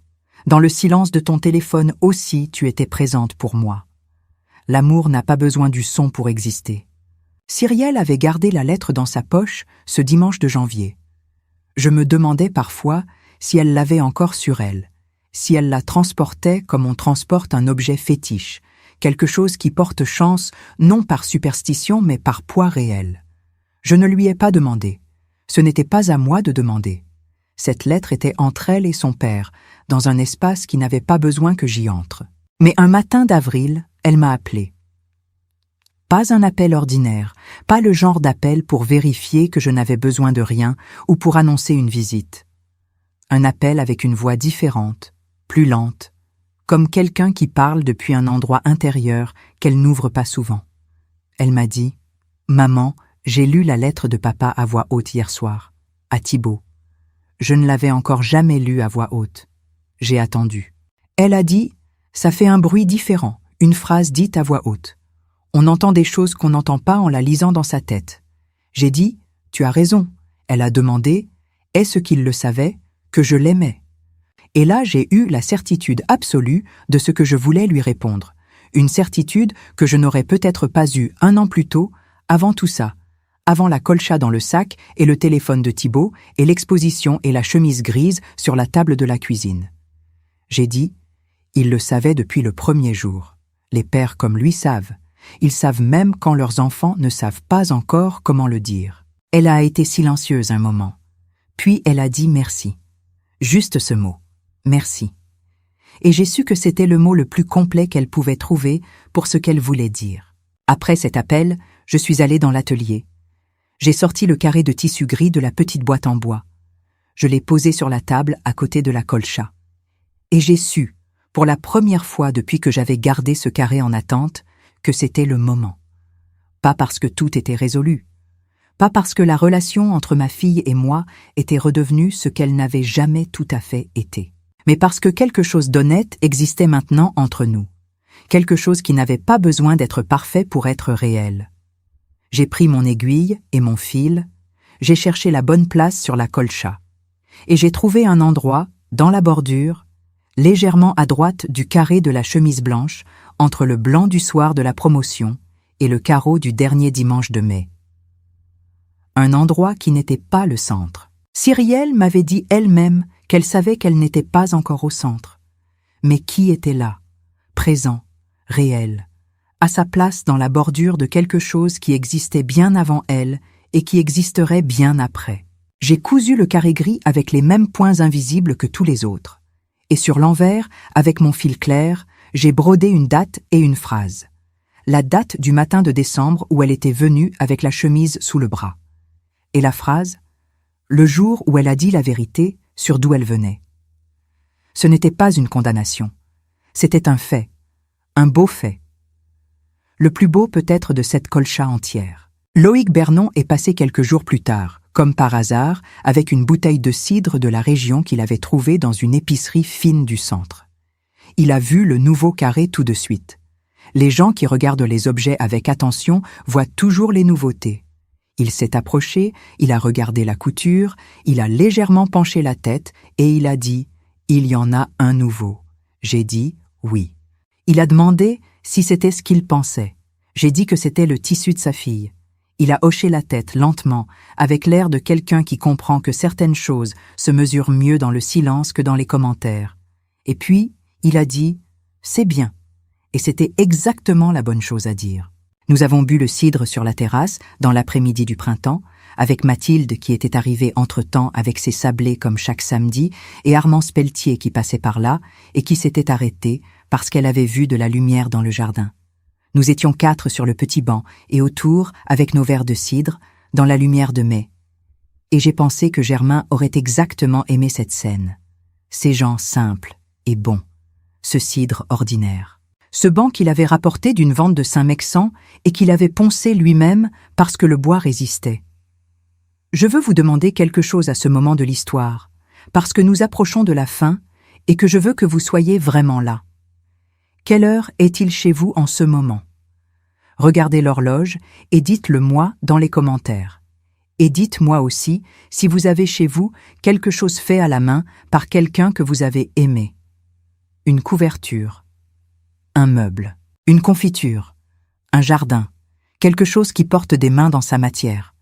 Parce que si vous avez ça, vous avez une richesse que beaucoup de gens ne savent pas reconnaître. Ne la laissez pas attendre dans un tiroir ou sous un escalier. Sortez-la, regardez-la, apprenez sa langue.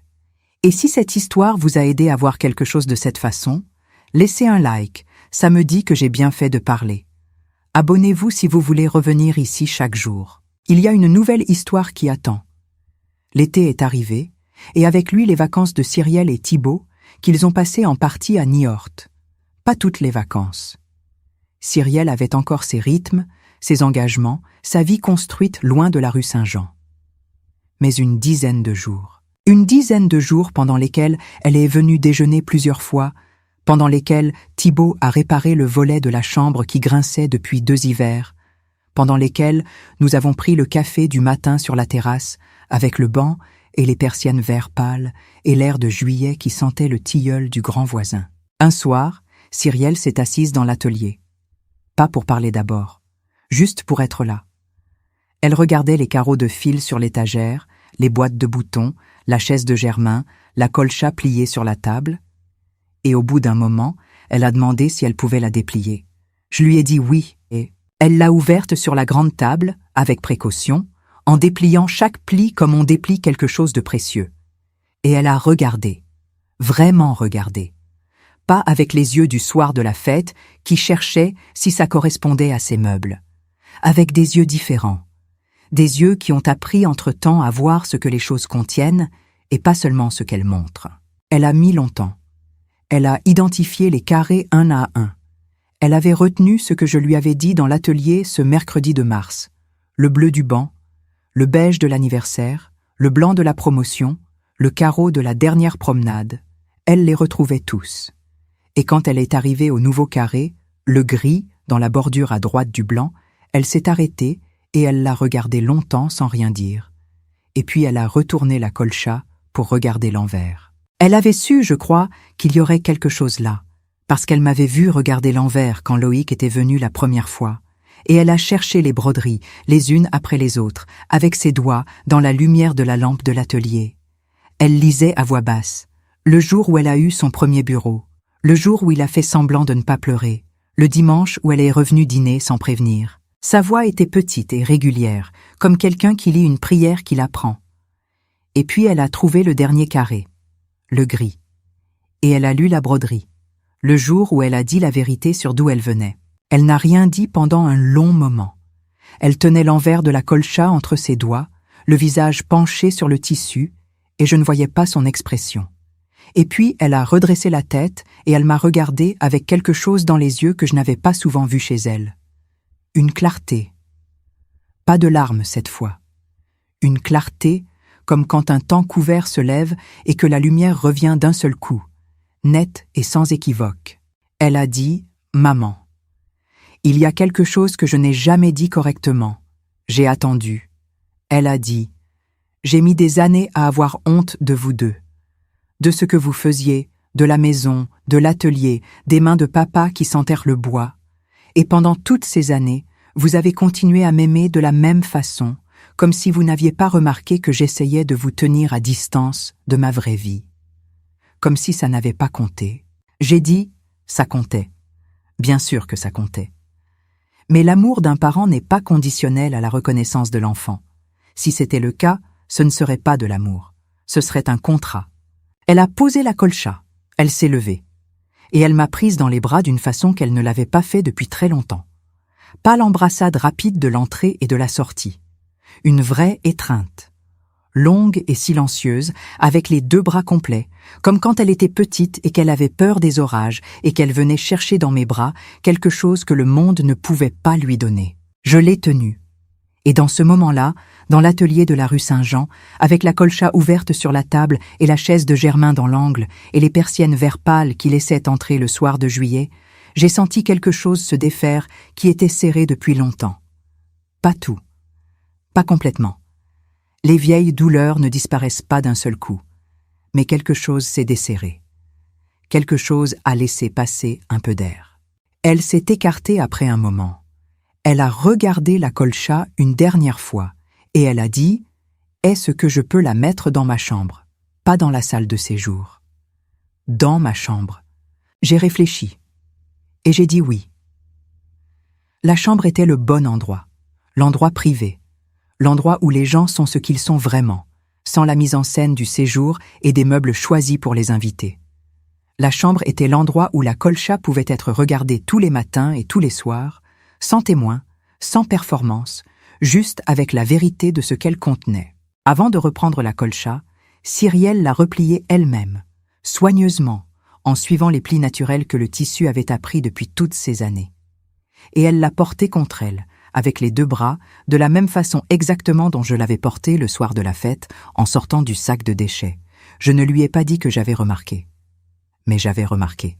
Les mois qui ont suivi ont eu ce caractère des choses qui changent lentement et en profondeur, sans qu'on puisse désigner le moment exact du changement. Cyrielle appelait plus souvent, pas tous les jours, pas de façon artificielle, mais plus souvent. Et quand elle appelait, elle parlait différemment, avec moins de ce filtre que j'avais toujours senti entre elle et moi, ce filtre léger mais constant qui disait « je t'aime », mais depuis une certaine distance. Les conversations étaient plus longues. Elle s'attardait. Elle laissait du temps au silence sans les remplir immédiatement. Thibaut m'envoyait parfois des messages, bref, pratiques en apparence, mais qui portaient en dessous quelque chose de plus. Une photo du banc de leur nouveau appartement, un banc qu'il avait trouvé dans un vide-grenier avec un message qui disait « J'ai pensé à vous quand je l'ai vu ». Un article qu'il avait lu sur la restauration de meubles anciens dans les Deux-Sèvres. Ces petits gestes de quelqu'un qui apprend à relier les choses entre elles, à voir les fils qui courent sous la surface de la vie. Armand Speltier m'a dit un jour que Thibaut était quelqu'un de bien. Je lui ai dit que je le savais depuis longtemps, mais que le sachant, j'avais espéré qu'il aiderait ma fille à voir ce qu'elle avait du mal à voir seule. Armand s'a dit que les bons maris faisaient parfois ça. Qu'ils voyaient dans leur femme des choses que la femme ne voyait pas encore elle-même.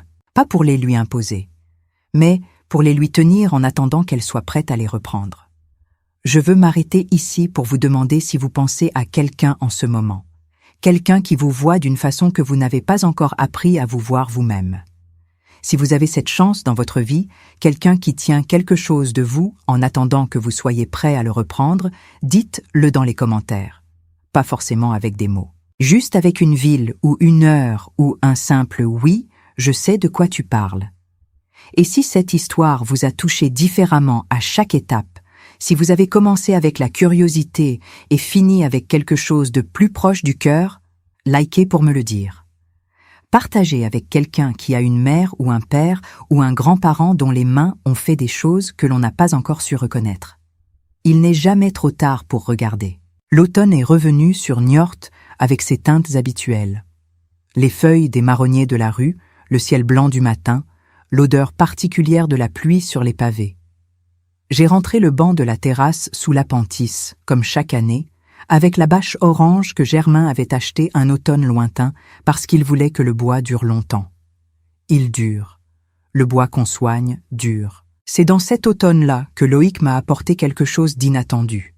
Il était passé un matin avec son sac habituel de documentation, ses carnets, ses appareils photos, et quelque chose en plus. Une enveloppe épaisse, kaki, avec l'en-tête d'une revue spécialisée dans les arts textiles et la mémoire familiale, publiée à Lyon. Il voulait en parler de la colcha, pas dans un grand article, pas avec des photographies en pleine page.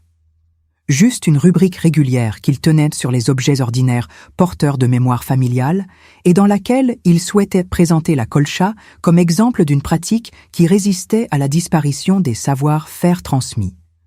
Loïc avait été contacté après que l'un des organisateurs d'une rencontre sur les textiles familiaux avait entendu parler de l'exposition de Niort par quelqu'un qui y avait assisté. J'ai tenu l'enveloppe un moment, sans l'ouvrir complètement. Et j'ai pensé à Germain, à ses chemises, à la façon dont je les avais lavées une à une après son départ, à l'idée qui n'était d'abord qu'une façon de ne pas jeter, qui était devenue un projet, qui était devenue une colcha, qui était devenue une exposition, qui était devenue un article dans une revue de Lyon. Chaque chose était sortie de la précédente comme les points d'une couture, chacun nécessaire pour que le suivant tienne. J'ai dit à Loïc, est-ce qu'on peut répondre oui sans que ça devienne quelque chose de trop grand? Il a dit, on peut répondre oui en disant exactement ce que c'est. Une femme de Niort qui a cousu les chemises de son mari. Ni plus ni moins. J'ai dit, alors on dit oui. L'article est paru quelques mois plus tard, au début de l'hiver. 2 pages. Des photographies de Loïc, propres et sobres, qui montraient la colcha dans la lumière de l'atelier. Un détail de la chemise bleue, un agrandissement d'une broderie de l'envers, et ma main, dans un coin de l'image, posée à plat sur un carré de tissu beige. On ne voyait pas mon visage. On voyait juste ma main, avec ses rides et ses veines et l'anneau de mariage que je portais toujours, et cette façon particulière que j'avais d'appuyer la paume à plat comme pour sentir la température du tissu. Loïc avait dit que cette image était la meilleure qu'il ait faite de toute l'exposition. Je lui avais dit que c'était parce que c'était une image vraie. Mathilde avait acheté 3 exemplaires de la revue. Un pour elle, un pour Armand Speltier, et un qu'elle avait fait encadrer pour me l'offrir. Je l'avais posé sur l'étagère de l'atelier, appuyé contre les carreaux de fil, avec la photographie visible. Ma main sur le tissu beige, l'anneau de mariage, les rides que j'avais depuis toujours. Cyrielle m'avait appelé le soir de la parution. Elle avait trouvé la revue dans un kiosque de Niort et elle avait lu l'article debout dans la rue, sous un auvent, parce qu'elle n'avait pas voulu attendre d'être rentrée. Elle m'a dit simplement « Maman, tu méritais ça depuis longtemps ». Et j'ai senti dans sa voix quelque chose qui ressemblait à de la fierté, une fierté nouvelle, la fierté de quelqu'un qui apprend à être fier des bonnes choses. C'est une des phrases que je garderai, avec la lettre de Germain, avec la phrase de Loïc sur les actes cousus dans du tissu, avec la voix de Mathilde qui dit que j'ai toujours été plus sage que je le croyais. Les bonnes phrases ont cette qualité de rester. Elles s'installent dans un endroit qu'on ne savait pas vide et elles font partie de vous, comme les carrés d'une colcha. Chacune à sa place, dans la bonne lumière, portant ce qu'elle a besoin de porter. Je dois vous dire quelque chose sur Germain. Quelque chose que je ne vous ai pas encore dit. Quelque chose que je garde en général pour les soirs où je suis seul dans l'atelier et où la lampe est basse et où le silence est de la bonne qualité. Germain n'était pas un homme de grands gestes. Il n'offrait pas des fleurs pour rien. Il n'organisait pas de surprises. Il n'avait pas le goût des anniversaires spectaculaires. Il avait le goût des choses quotidiennes faites avec attention. Il avait le goût de poncer un banc jusqu'à ce que le bois soit exactement ce qu'il devait être. D'attendre une fille qui rentrait tard d'un voyage professionnel pour ne pas qu'elle trouve la maison dans le noir. De garder une bouteille de muscadet pour le jour où il y aurait quelque chose à célébrer. Ces gestes-là, les gestes ordinaires portés par une attention extraordinaire, sont la forme la plus pure de l'amour que je connaisse. Pas parce qu'ils sont spectaculaires, précisément parce qu'ils ne le sont pas. L'amour spectaculaire attire les regards. L'amour ordinaire fait durer les choses. Il ponce les nœuds du bois.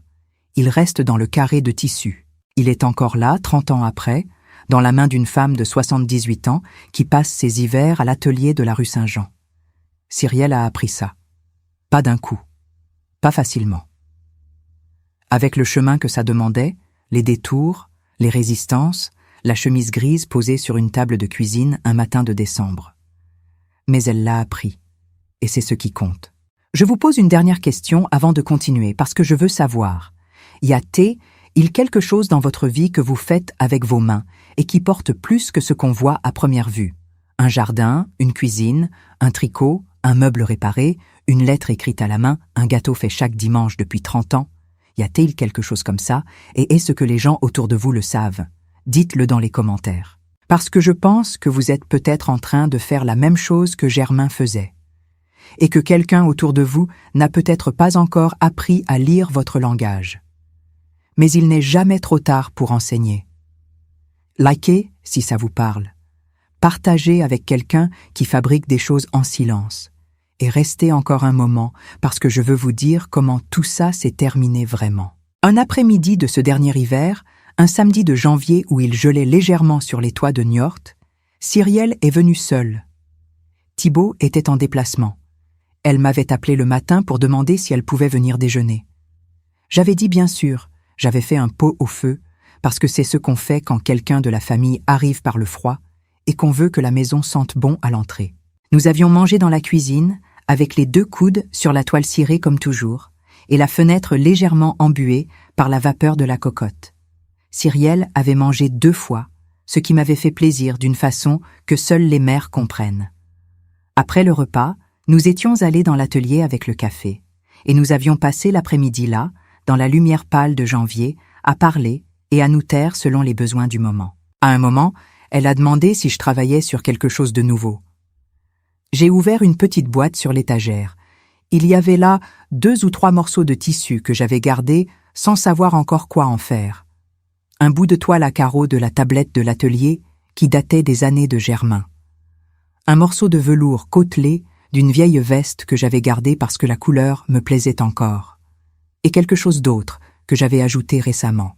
Un petit carré de tissu bleu marine, découpé dans une chemise que j'avais achetée pour moi-même il y a 3 étés, que j'avais porté le jour où j'étais allé faire la déclaration à la mairie pour le dossier d'exposition. Le premier geste administratif de toute cette histoire.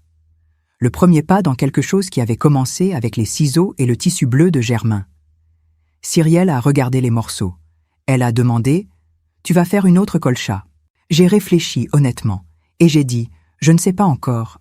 Peut-être pas une colcha complète, peut-être quelque chose de plus petit, un coussin, un carré encadré, quelque chose qui n'a pas besoin de couvrir un lit entier pour exister. » Elle a souri et elle a dit « Si tu fais quelque chose de nouveau, est ce que tu me montreras quand c'est fini. » J'ai dit oui, avec la certitude que cette fois, elle regarderait vraiment. C'est dans ce oui-là que j'ai compris que quelque chose était changé définitivement. Pas la relation entière, pas toute la distance des années, mais quelque chose d'essentiel. La curiosité. Cyrielle avait appris à avoir de la curiosité pour ce que ses mains et les miennes pouvaient faire. Et la curiosité, c'est le début de tout. Sans curiosité, on ne demande jamais ce que les choses contiennent. On les regarde seulement de l'extérieur et on décide si elles correspondent à nos meubles. Avant de partir ce soir-là, Cyrielle s'est arrêtée une dernière fois devant la chaise de Germain. La chaise était vide ce soir, bien sûr. Elle l'est toujours. Mais elle n'est pas vide de la même façon qu'au début. Elle porte quelque chose maintenant. Cette façon qu'ont les objets très aimés de garder quelque chose de la personne qui les a tenus longuement dans leurs mains. Cyrielle a posé sa main sur le dossier de la chaise. Juste une seconde. Et puis elle est partie. Dans les mois qui ont suivi, j'ai commencé un nouveau petit projet. Pas une deuxième colcha. Quelque chose de différent. J'ai pris quelques morceaux de tissu, des petits, des chutes de tout ce que j'avais gardé depuis des années, et j'ai commencé à les assembler en quelque chose qui n'avait pas de forme prévue. Je laissais les tissus décider eux-mêmes comment ils voulaient se rejoindre. Un point, puis un autre, puis une courbe inattendue, puis une couleur qui n'avait pas l'air de s'entendre avec sa voisine et qui finalement s'entendait très bien. Mathilde a regardé ce nouveau travail un matin et elle a dit que ça ressemblait à quelque chose qui apprenait sa propre forme. J'ai trouvé ça juste. C'est ce que faisaient toutes les choses que je cousais. Elles apprenaient leur forme en se faisant. Comme les familles, comme les relations, comme les réconciliations qui ne ressemblent jamais à ce qu'on avait prévu, mais qui finissent par avoir exactement la forme qu'elles devaient avoir. Loïc est venu voir ce nouveau travail. Il a dit moins de choses que d'habitude. Il a juste regardé longtemps. Et puis il a dit « Vous continuez ». J'ai dit oui. Il a dit « C'est important ». Et je savais qu'il ne parlait pas seulement de la couture. Armand Speltier m'a apporté un jour une vieille chemise à elle, une chemise de lin blanc usée jusqu'à la transparence par des décennies de lavage, en demandant si je pouvais en faire quelque chose. Je lui ai demandé ce que cette chemise signifiait pour elle. Elle m'a dit que c'était la dernière chemise de son mari, mort il y a 15 ans, qu'elle ne pouvait pas jeter parce que c'était la dernière chose que ses mains avaient touchée régulièrement de son vivant. Et qu'elle ne savait pas quoi en faire, mais qu'elle savait qu'elle ne pouvait pas la laisser mourir dans un tiroir. J'ai pris la chemise. J'ai dit que je lui ferais quelque chose. Je ne savais pas encore quoi, mais que ça ne serait pas rien. Et c'est comme ça que les histoires se prolongent, je crois. Pas parce qu'elles n'ont pas de fin, mais parce que chaque fin crée un espace pour quelque chose d'autre. La colcha de Germain avait créé un espace pour la chemise grise de Cyrielle. La chemise grise de Cyrielle avait créé un espace pour la lettre. La lettre avait créé un espace pour l'appel du matin d'avril et le mot merci dit à voix basse. Et maintenant, la chemise de lin blanc, d'Armance, attendait de trouver sa propre forme, sa propre façon d'exister autrement que dans un tiroir. Je suis une vieille femme de 78 ans à Niort, dans une maison étroite, avec des persiennes vert pâle. Je coude depuis que j'ai l'âge de tenir une aiguille. Je ne me suis jamais considérée comme quelqu'un qui fait quelque chose d'important. Je fais des choses avec du tissu. Je garde ce qui mérite d'être gardé. Je cherche la juste place pour ce qui attend. Mais je crois maintenant, après tout ce qui s'est passé depuis la nuit du téléphone de Thibaut, que ces gestes-là, les gestes ordinaires faits avec attention et constance, sont peut-être les plus importants qu'une personne puisse faire. Non pas parce qu'ils produisent des objets que les revues spécialisées viennent photographier, mais parce qu'ils disent à ceux qu'on aime, sans avoir besoin de le dire avec des mots, que leur vie mérite d'être tenue, que les jours ordinaires qu'ils ont vécus méritent d'être cousus, que même les matins où ils n'ont pas téléphoné, surtout ces matins-là, ils ont été vus, pensés, aimés. Si vous êtes encore là avec moi à ce moment de l'histoire, je veux vous remercier d'une façon que je ne sais pas toujours bien exprimer. Merci d'être resté. Merci d'avoir écouté cette vieille femme raconter ses chemises et sa fille et son mari qui aimaient poncer les bancs. Ce genre d'histoire n'a pas de héros spectaculaire. Elle n'a pas de retournement de situation impossible. Elle a des gens qui font ce qu'ils peuvent avec ce qu'ils ont et qui apprennent parfois, tardivement, à reconnaître la valeur de ce que les autres ont fait. Laissez-moi savoir d'où vous regardez. Quelle ville? Quel pays? Quelle heure est-il chez vous maintenant? Est-ce que quelqu'un dort à côté de vous pendant que vous écoutez cette histoire? Dites-le dans les commentaires et laissez un like si vous voulez que je sache que vous avez entendu. Vraiment entendu. Pas seulement les mots, mais ce qu'ils portaient en dessous. Abonnez-vous si vous voulez revenir ici. Il y a une histoire nouvelle chaque jour. Des histoires de femmes qui ont tenu bon pour ce qui comptait. Des histoires qui ressemblent peut-être à la vôtre ou à celle de quelqu'un que vous aimez. Et si vous voulez me laisser un dernier mot, écrivez dans les commentaires le mot « couture ». Ceux qui ont vraiment écouté jusqu'ici sauront pourquoi ce mot. Il n'est pas là par hasard. Il dit quelque chose que toute cette histoire a essayé de dire, que les choses qu'on coude avec soin, qu'on noue avec patience, qu'on garde avec amour même quand personne ne comprend encore pourquoi, ces choses-là finissent toujours par trouver les mains qui sauront les tenir. La colcha est dans la chambre de Cyrielle maintenant, sur le lit. Elle m'a envoyé une photographie, un matin de l'hiver dernier, avec la colcha bien étalée sur la couverture claire et la lumière du petit matin qui tombait dessus de côté, révélant exactement les textures des différents carrés, le bleu un peu plus mat, le beige légèrement lustré, le blanc qui prenait la lumière différemment des autres. On ne voyait pas l'envers dans cette photographie. On ne voyait pas les broderies, les dates, les petites phrases invisibles que j'avais cousues entre les carrés. Mais elles étaient là. Elles sont toujours là. Les choses qu'on ne voit pas sont souvent celles qui tiennent le mieux. Sous la photographie, Cyrielle avait écrit 4 mots. Papa aurait aimé ça. C'est la phrase la plus vraie qu'elle m'ait jamais envoyée. Parce qu'elle est exacte. Parce qu'elle reconnaît quelque chose. Parce qu'elle dit à la fois qu'elle voit ce que j'ai fait, qu'elle voit son père dans ce que j'ai fait, et qu'elle comprend maintenant la langue de ces deux-là, la langue des choses faites à la main par des gens qui aiment sans avoir besoin de public. J'ai gardé cette photographie dans le tiroir du carnet, à côté de la lettre de Germain et du texte d'Armance sur la colcha. 3 feuilles de papier dans un tiroir d'atelier. 3 preuves que certaines choses valent la peine d'être faites, même si personne ne regarde, même si la reconnaissance met des années à venir, même si elle arrive de façon inattendue, à minuit, dans la voix légèrement cassée d'un gendre qui a trouvé des photographies dans un placard. Et si vous devez retenir une seule chose de ce que je vous ai raconté ce soir, que ce soit celle-ci. Ce que vous faites avec vos mains et votre cœur ne disparaît jamais vraiment. Ça change de forme. Ça voyage dans des tiroirs, des boîtes, des sacs de déchets parfois, et ça resurface là où on ne l'attendait pas. Ça trouve les yeux qui peuvent le voir quand ses yeux sont enfin prêts. Ça attend avec la patience des objets qui savent que le temps travaille pour eux. Ma fille a mis 46 ans à apprendre à regarder la chemise bleue de son père. Et maintenant, elle la voit. Vraiment. Elle la voit dans son lit le matin quand elle se réveille, dans la chambre de sa maison propre et élégante, au milieu de ses meubles soigneusement choisis. Et ce carré de tissu bleu qui a voyagé depuis le dos de Germain jusqu'à l'atelier de la rue Saint-Jean, jusqu'à un sac de déchets, jusqu'à mes bras dans la nuit froide, jusqu'à une exposition, jusqu'à une revue de Lyon, jusqu'à la chambre de Cyrielle, ce carré est là. Il n'a pas changé de couleur. Il n'a pas perdu son fil. Il est là comme il a toujours été là. Certaines choses ne perdent pas de valeur avec le temps. Elles attendent simplement quelqu'un qui sache enfin regarder. Du fond de mon atelier de la rue Saint-Jean, avec les persiennes vert pâle et la chaise de Germain et les carreaux de fil sur l'étagère et la chemise de lin d'Armance qui attend sa forme, je vous dis bonsoir. Prenez soin de ce que les gens que vous aimez ont fait avec leurs mains. Prenez soin d'eux. Il n'est jamais trop tard pour apprendre leur langue.